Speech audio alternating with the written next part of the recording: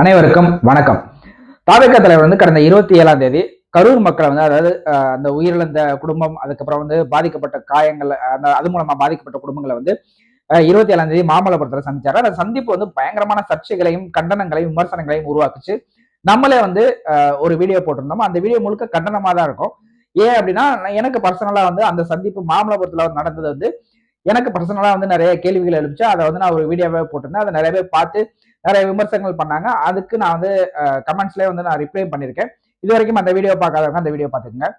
இப்போ தாவேக்காவோட 2.0 அப்படின்னு சொல்லக்கூடிய லெவலுக்கு ஒரே நாள்ல 3 விதமான அறிவிப்புகளை தாவேக்கா தலைமை, அதாவது விஜய் அவர்கள் வெளியிட்டிருக்காங்க. அது என்னென்ன அப்படின்றத பார்க்க போறோம். குறிப்பா தாவேக்கா தொண்டர்களுக்கும் ரசிகர்களுக்கும் எல்லாத்துக்குமே ஒரு குறிப்பா ஒரு பர்டிகுலரா ஒரு மெசேஜ் சொல்றாங்க.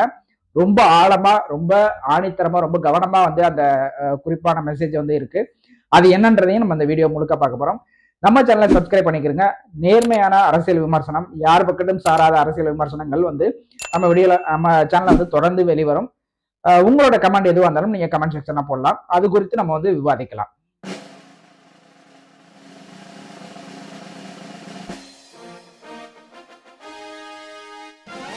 முதல்ல வந்தது அப்படின்னு பார்த்தோம்னா, இப்போ கரண்டா தமிழ்நாட்டில் நடந்துட்டு இருக்க ஒரு பிரச்சனை.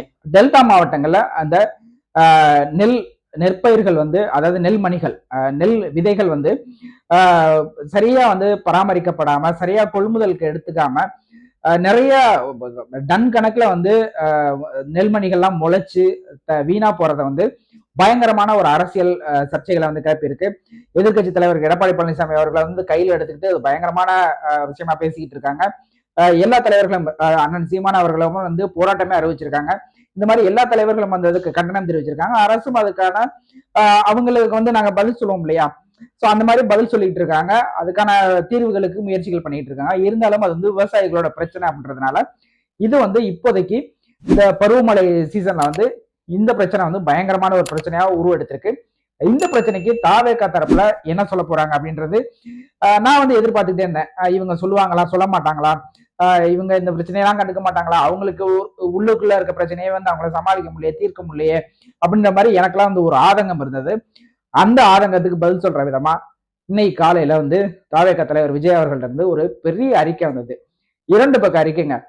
அந்த அறிக்கையை நான் முழுசாவே படிச்சதுனால தானே அதை பத்தி தெளிவா பேசுறேன். ஒரு 2 வாட்டி படிச்சேன். அந்த அறிக்கையை இதுவரைக்கும் தாவேகா சைட்ல இருந்து வந்த அறிக்கைகளா இருக்கட்டும், விமர்சனங்களா இருக்கட்டும், எதிர்கட்சியோட அல்லது ஆளும் கட்சியோட அந்த அரசாங்கத்தை பத்தியான விமர்சனங்களா இருக்கட்டும், இந்த அறிக்கை ரொம்ப பக்குவமா, ரொம்ப நிதானமா, அழகான வார்த்தைகள்ல ரொம்ப தெளிவா என்ன சொல்ல வரோம் அப்படின்றத ரொம்ப தெளிவா சொல்லியிருந்தாங்க. அது ரொம்ப பிடிச்சிருந்தது எனக்கு. ஆளுங்கட்சியை குறை சொல்றாங்க, அதுல உண்மை இருக்கா, பொய் இருக்கா, சோ அதெல்லாம் நம்ம அடுத்த விஷயம். ஒரு ஆளுங்கட்சியோட விமர்சனம் பண்ணணும், ஒரு பிரச்சனைய நம்ம நம்ம சார்பில் அட்ரஸ் பண்ணணும் அப்படின்னு சொல்லும்போது அதற்கான ஒரு புரிதலோட நம்ம பண்ணணும் இல்லையா. சோ அந்த புரிதல் அந்த அறிக்கையில தெளிவாவே இருந்ததை நான் பார்த்தேன். அந்த அறிக்கையில நிறைய கேள்வி கேட்டிருக்காங்க. ஏன் நீங்க இந்த பிரச்சனையை இவ்வளவு கேஷுவலா டீல் பண்றீங்க? விவசாயிகளோட பிரச்சனைகள், விவசாயிகளோட வாழ்வாதாரம் உங்களுக்கு ரொம்ப சாதாரணம் ஆயிடுச்சா? இது ஒவ்வொரு வருஷம் நடந்துகிட்டு இருக்க வேண்டியதானே, நடந்துகிட்டு இருக்க பிரச்சனை தானே. ஏன் போன வருஷம் நடந்ததுக்கு இந்த வருஷம் நீங்க அதை சரி பண்ணிருக்கணுமே இல்லையா? அதை ஏன் சரி பண்ணல? விவசாயிகள் வாழ்வாதாரத்தை உயர்த்திக்கிறதுல உங்களுக்கு விருப்பம் இல்லையா? அந்த மாதிரி நிறைய கேள்விகளை கேட்டிருக்காங்க. இந்த கேள்விகளுக்கு அரசாங்கம் நேரடியா தாவேகாவுக்கு பதில் சொல்லுமா, சொல்லாதா அப்படின்ற மாதிரிலாம் தெரியாது. ஆனா இன்னைக்கு இருக்க பிரச்சனையை அட்ரஸ் பண்ணியிருக்காங்க அப்படின்றதுல என்னைய மாதிரி நடுநிலை அரசியலை விரும்புறவங்களுக்கு ஒரு பெரிய ஆறுதலா இருக்கு. அதுவும் தாவேகா சைட்ல இருந்து வந்திருக்கு அப்படின்றது ஒரு பெரிய ஆறுதலாகவும் வரவேற்பாகவும் இருக்கு. அடுத்து என்ன அப்படின்னு பாத்தீங்க அப்படின்னா, இதுதான் ரொம்ப முக்கியமான ஒரு விஷயம். இப்ப கரண்ட் பாலிடிக்ஸ் நம்ம அட்ரஸ் பண்ணிட்டோம் அப்படின்னு சொல்லிட்டா, இது மட்டும் தான் கரண்ட் பாலிடிக்ஸா? இது இல்லாம நிறைய விஷயங்கள் இருக்கு, அது ஒன்னொன்னா பண்ணுவாங்க அப்படின்ற அந்த நம்பிக்கை எனக்கு இருக்கு. ரெண்டாவது பாத்தீங்க அப்படின்னா, இந்த கரூர் பிரச்சனையில எல்லாராலையும் விமர்சிக்கப்பட்ட ஒரு விஷயம் அப்படின்னா பாத்தீங்க அப்படின்னா, தாவேகால கட்சி கட்டமைப்பு சரியில்லை அப்படின்ற மாதிரிதான். 2ஆம் கட்ட தலைவர்களை யாரையுமே சந்திக்கிறது கிடையாது, 2ஆம் கட்ட தலைவர்களே இல்ல, விஜய்க்கு கட்சியில என்ன நடக்குதுன்றதே தெரிய மாட்டேங்குது. இந்த மாதிரியான விமர்சனங்கள் நிறையவே வந்தது.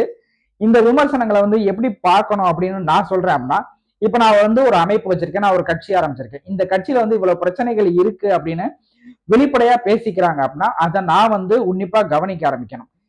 சொல்றவங்க எல்லாம் வந்து இது வந்து உனக்கு நீ வந்து பொறாமையில சொல்ற, எங்களோட வளர்ச்சி பிடிக்காம சொல்ற அப்படின்னு சொல்லிட்டு எதிர்கருத்து வைக்கிறத விட அவங்க என்ன சொல்றாங்க, அவங்க சொல்றது உண்மையா பொய்யா அப்படின்னு சொல்லிட்டு நம்ம ஆராய்ச்சி பண்ணணும். அப்படி பண்ணல அப்படின்னா, அவங்க சொல்றது ஒருவேளை உண்மையா இருந்தா என்னோட கட்சியும் என்னோட அமைப்பும் வந்து சிதைஞ்சு போறதுக்கான எல்லா வாய்ப்புகளும் இருக்கு. அதை நான் வந்து சரியா கவனிக்காம விட்டதுனால வந்த தவறாதான் இருக்கும்.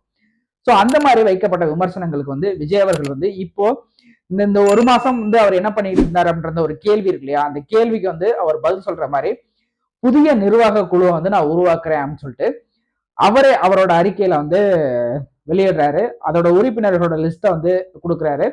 அந்த லிஸ்ட்ல ஃபர்ஸ்ட்ல இருக்கிறது ஆனந்த், கழகத்தோட பொதுச் செயலாளர். ஆனந்த் அவர்களை வந்து வெளில நீக்கிட்டாங்க. ஆனந்த் அவர்கள் வந்து கட்சியை விட்டு வெளியில போறாரு. இந்த தாவேக்கால வந்து இதுக்கப்புறம் ஆனந்த் இருக்க மாட்டாரு அப்படின்னு சொல்லிட்டு நிறைய வதந்திகள். விஜய் அவர்களே வந்து ஆனந்த் மேல கோபமா இருக்காரு, ஆனந்த் வந்து விஜய் அவர்கள் மேல கோபமா இருக்காரு அப்படின்னு சொல்லிட்டு பயங்கரமான செய்திகள்லாம் தகவல்கள்லாம் போயிட்டு இருந்தது இல்லையா. அது எதுவுமே உண்மை கிடையாது. இந்த கட்சியில வந்து தாவேக்கால வந்து விஜய்க்கு அப்புறம் 2வதா இருக்கக்கூடிய ஒரு ஆள்னு பாத்தீங்கன்னா அது ஆனந்த் தான், கழகத்தோட பொதுச் செயலாளர்னு சொல்லிட்டு மீண்டும் ஒரு முறை அழுத்தம் திருத்தமா இந்த அறிக்கை மூலமா வந்து விஜய் அவர்கள் சொல்லியிருக்காங்க. இந்த உறுப்பினரோட லிஸ்ட் எல்லாம் போட்டு கடைசியில வந்து எல்லாருக்குமே வந்து ஒரு பாயிண்ட் சொல்லியிருக்காங்க, ஒரு நோட் சொல்லியிருக்காங்க. அதுதான் வந்து எனக்கு ரொம்ப பிடிச்சிருந்தது. அது என்ன அப்படின்றத நான் ஸ்கிரீன்லயும் போடுறேன். நான் இப்ப என்னன்றத சொல்றேன். இந்த பாயிண்ட் வந்து கரெக்டா அங்க அறிக்கையில என்ன இருக்கோ அதை கரெக்டா சொல்லணுன்றதுக்காக நான் வந்து பார்த்தே சொல்றேன். ஏன்னா நம்ம பிழையா வந்து சொல்லிடக்கூடாது, மாத்தி சொல்லிடக்கூடாது, வார்த்தைகள் மாறிச்சுன்னா அர்த்தங்கள் மாறும் அப்படின்றதுனால அதை பார்த்தே சொல்றேன். இந்த லிஸ்ட்லாம் வந்துருச்சு. மொத்தம் வந்து ஒரு 28 பேரை வந்து நியமிச்சிருக்காங்க. 28 பேர்ல வந்து மாவட்ட செயலாளர் இருக்காங்க, பெரிய தலைவர்கள் இருக்காங்க, அதாவது 2ஆம் கட்ட தலைவர்னு சொல்றோம் இல்லையா, புசி ஆனந்த் இருக்காங்க, ஆதவர்ஜுனா இருக்காங்க, நிர்மல்குமார் இருக்காங்க, அருண் ராஜா இருக்காங்க. ஸோ அந்த மாதிரி எல்லாருமே இருக்காங்க. அதை தாண்டி வந்து ஒவ்வொரு மாவட்டத்துக்கும் வந்து அந்த மாவட்ட தலைவர்கள், மாவட்ட செயலாளர்கள் அந்த மாதிரிலாம் இருக்காங்க. அது இல்லாம கட்சி உறுப்பினர்கள் கூட 2 பேர் இருக்காங்க அப்படின்றதான் இந்த லிஸ்ட்ல வந்து எனக்கு வந்து ஒரு சந்தோஷம் கொடுக்கக்கூடிய ஒரு விஷயமா இருக்கு. இந்த கடைசியில என்ன போட்டிருக்காங்க, கடைசியில என்ன வந்து சொல்றாரு, அழுத்தம் திருத்தமா சொல்றாரு, இதை தயவு செஞ்சு தொண்டர்களா இருக்கட்டும், விஜய் ரசிகர்களாகட்டும் ரொம்ப கவனமா கேளுங்க, இதுதான் ரொம்ப ரொம்ப முக்கியமான விஷயம். அந்த லிஸ்ட் போட்டு அவர் என்ன சொல்றாருன்னா, எனது வழிகாட்டுதலின்படி இயங்கும் இந்த புதிய நிர்வாக குழுவிற்கு கழகத்தின் பொறுப்பாளர்கள், தோழர்கள் அனைவரும் முழு ஒத்துழைப்பு வழங்குமாறு கேட்டுக்கொள்கிறேன் அப்படின்ற மாதிரி சொல்லியிருக்காரு. இதுல ஃபர்ஸ்ட் ஒரு வார்த்தை இருக்கு இல்லையா, அதுதான் வந்து இந்த செயல்பாட்டுக்கு வந்து ஒரு மணிமுகடம் சூட்டுற வார்த்தை. எனது வழிகாட்டுதலின் படி அப்படின்னு சொல்ற மாதிரி சொல்றாரு. எனது வழிகாட்டுதலின்படி இயங்கும் அப்படின்ற மாதிரி சொல்லும் போது இதை வந்து இவர் நியமிச்சிட்டாரு, அவர் நியமிச்சிட்டாரு அப்படின்ற மாதிரிலாம் சொல்லாதீங்க யாருமே. அதுக்கு வந்து இடமே கொடுக்கல நானு. இது வந்து என்னோட நேரடி கண்ட்ரோல்ல, நான் என்ன சொல்றேனோ அதுபடிதான் இந்த நிர்வாக குழு இயங்கும். இந்த நிர்வாக குழுவோட வேலை என்ன அப்படின்னு பார்த்தோம்னா, கட்சியில என்னென்ன நடக்குது அப்படின்னு சொல்லிட்டு டெய்லி ஆக்டிவிட்டிஸ் எல்லா மாவட்டத்தில இருந்தும், எல்லா கிளைக்கழகங்கள், ஊர்கள், பேரூராட்சி அப்படின்னு எல்லா இடத்துல இருந்தும் எனக்கு வந்து இந்த நிர்வாக குழு உறுப்பினர் மூலமா எனக்கு டெய்லி வரணும் அப்படின்றதான் விஜய் அவர்கள் வந்து தெளிவா சொல்றாரு இந்த அறிக்கையில. சோ இது வந்து கட்சியில என்ன நடக்குது அப்படின்றத அவரே நேரடியா இறங்கி பாக்குறாரு அப்படின்றதான் உணர்த்துது. இதைத்தான் வந்து ரொம்ப நாளாவே சொல்லிட்டு இருந்தோம். இதைத்தான் வந்து எல்லாருமே எதிர்பார்த்துட்டு இருந்தாங்க. கட்சியில என்ன நடக்குதுன்னு தெரிஞ்சாதானே ஒரு தலைவர், கட்சியில என்ன நடக்குதுன்னே தெரியாம அவர் எப்படி இருக்கலாம் அப்படின்றதான் எல்லாருமே கேள்வி எழுப்பினாங்க, விமர்சனங்களா வச்சாங்க. அந்த விமர்சனங்களுக்கு பதில் சொல்ற மாதிரி, பதிலடி கிடையாது, பதில் சொல்ற மாதிரி இந்த நிர்வாக குழு கூட்டத்தை வந்து இந்த நிர்வாக குழு உறுப்பினர்களை வந்து தேர்ந்தெடுத்திருக்காரு, அமைச்சிருக்காரு. நிர்வாக குழு வந்து கமிட்டி அமைச்சிருக்காரு, ஃபார்ம் பண்ணியிருக்காங்க. இந்த நிர்வாக குழு கூட்டம் வந்து நாளைக்கு, அதாவது 29ஆம் தேதி, அக்டோபர் 29ஆம் தேதி காலை 10 மணிக்கு பனையூர் தலைமை கழகத்துல வந்து நடக்கும் அப்படின்னு சொல்லிட்டு ஆனந்த் அவர்கள், பொதுச்செயலாளர் ஆனந்த் அவர்கள் வந்து ஒரு அறிக்கை விட்டுருக்காங்க. இதெல்லாம் பார்க்கும்போது இதோட, அதாவது இந்த விவசாய சம்பந்தமான ஒரு அறிக்கை, நெற்பயிர்கள் வந்து நெல் வந்து வீணா போகுது அப்படின்றதுக்காக விவசாயிகளுக்கு ஆதரவா வந்து ஒரு அறிக்கை, அப்புறம் வந்து தன்னோட கட்சியை வந்து கட்டமைக்கணும் அப்படின்னு சொல்லிட்டு ஒரு புதிய நிர்வாக குழுவை வந்து ஃபார்ம் பண்ணி அதோட நிர்வாக குழுவோட மீட்டிங் வந்து இம்மிடியேட்டா நாளைக்கே வந்து அனௌன்ஸ் பண்றது, இந்த மாதிரி விஷயங்கள்லாம் பார்க்கும்போது விஜய் வந்து கட்சியை கலைச்சிட்டு போயிடுவாரு அப்படின்ற மாதிரிலாம் நிறைய வதந்திகள் இருந்தது இல்லையா? இந்த கரூர் மக்களை பார்த்த முன்னாடி கட்சியை கலைச்சிட்டு அவர் போயிடுவாரு, இதுக்கப்புறம் கட்சியே வேணாம், அரசியல் வேணாம்ன்ற மாதிரி ஒதுங்கிடுவாரு அப்படின்ற மாதிரி சொல்லியிருந்தாங்க இல்லையா? அதுக்கெல்லாம் வந்து ஒரு முற்றுப்புள்ளி வச்ச மாதிரிதான் இருக்கு. இந்த மாதிரி விஷயங்கள்ல தான் அவர் தன்னை ஈடுபடுத்திக்கணும். இப்பதான் வந்து ஒரு அரசியல்வாதியாவே அவர் வந்து மக்களுக்கு தெரிய ஆரம்பிக்கிறார் அப்படின்ற மாதிரி தான் நான் பாக்குறேன். இதுக்கப்புறமும் அவரோட செயல்பாடுகள் வந்து இதோட ஒரு 2 நாளைக்கு வந்து ஒரு பயங்கரமான ஒரு பீக்ல இருந்துச்சு. அதுக்கப்புறம் வந்து அவர் எப்பவும் போல வழக்கமா வந்து அமைதியாயிட்டாங்க அப்படின்ற மாதிரி இல்லாம தினசரி டெய்லி வந்து ஒரு ஒரு ஆக்டிவ் பாலிடிக்ஸ் வந்து டிவிக்கு இருக்கணும் அப்படின்றதான் என்னோட விருப்பம். என்ன மாதிரி நிறைய பேரோட விருப்பமாகவும் இருக்கும். ஏன் அப்படின்னா அப்பதான் வந்து இவங்களோட நிலைப்பாடு ஒவ்வொரு விஷயத்திலையும் ஒவ்வொரு பிரச்சனைகளையும் டிவிகேவோட நிலைப்பாடு என்ன, டிவிகே தலைவர் வந்து அந்த அந்த பிரச்சனையை வந்து எப்படி பாக்குறாரு அப்படின்ற மாதிரிலாம் நம்ம வந்து மக்களுக்கு வந்து எடுத்து சொல்ல முடியும், நம்மளே அதை உணர்ந்துக்க முடியும்.